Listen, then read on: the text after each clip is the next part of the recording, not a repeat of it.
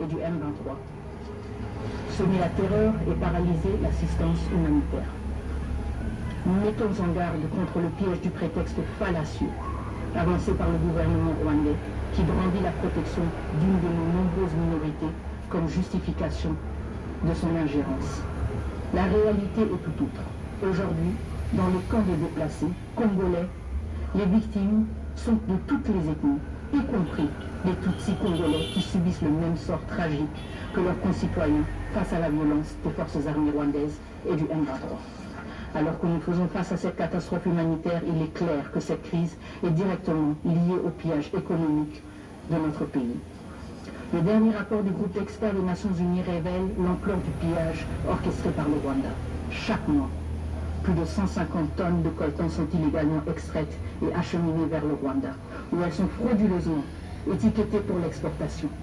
Ce commerce illicite compromet la souveraineté de la RDC et finance directement les activités militaires des forces armées rwandaises et du M23. Arubaya, le site le plus grand d'exploitation de coltan de la région, les RDF et le M23 ont établi une administration parallèle, exploitant nos ressources et imposant leur contrôle sur les populations locales en toute impunité. Ces activités doivent être sanctionnées.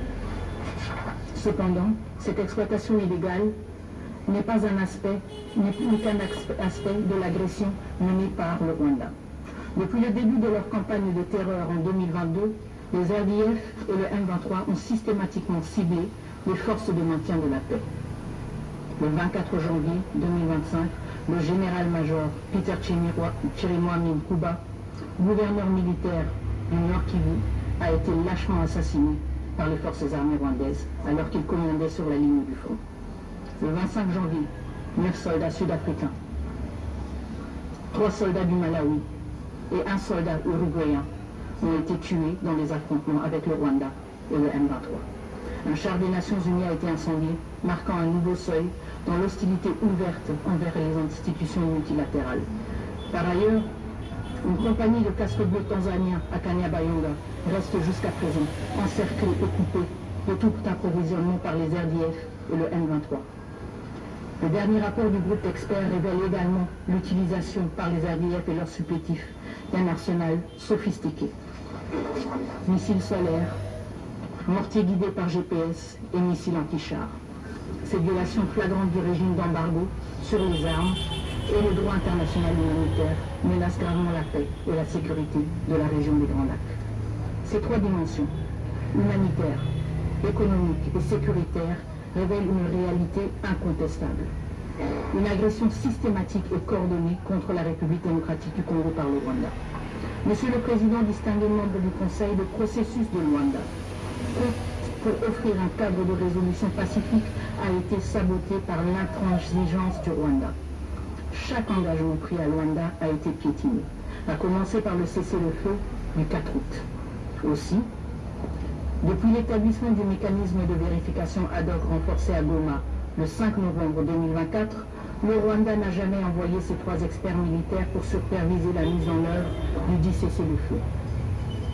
Rappelez-vous, lors de notre dernière réunion du 8 décembre dans cette salle, le représentant permanent du Rwanda avait affirmé que les experts étaient en route pour Goma. Aujourd'hui, 82 jours plus tard, ils ne sont toujours pas arrivés.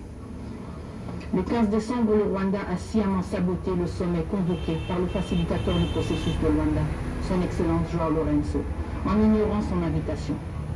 Et le 23 janvier, le président du Rwanda a surpris le monde entier en sollicitant la médiation de la Turquie, s'éloignant ainsi des principes de solutions africaines aux problèmes africains.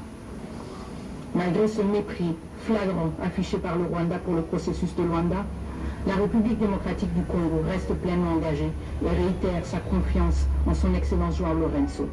Ce processus, endossé par l'Union africaine, demeure le seul cadre légitime pour une solution politique au conflit entre la République démocratique du Congo et le Rwanda.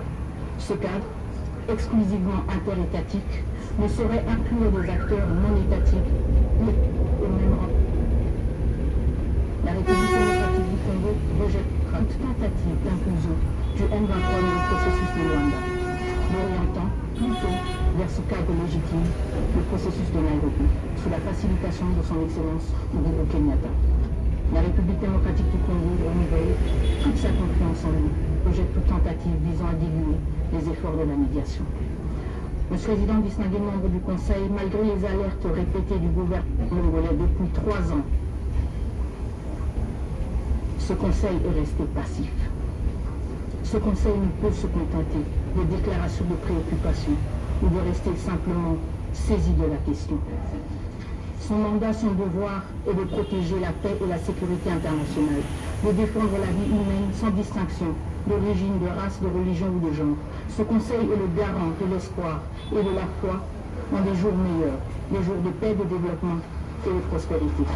C'est pourquoi nous appelons ce Conseil à agir de manière décisive et immédiate, conformément aux preuves accablantes fournies par le dernier rapport.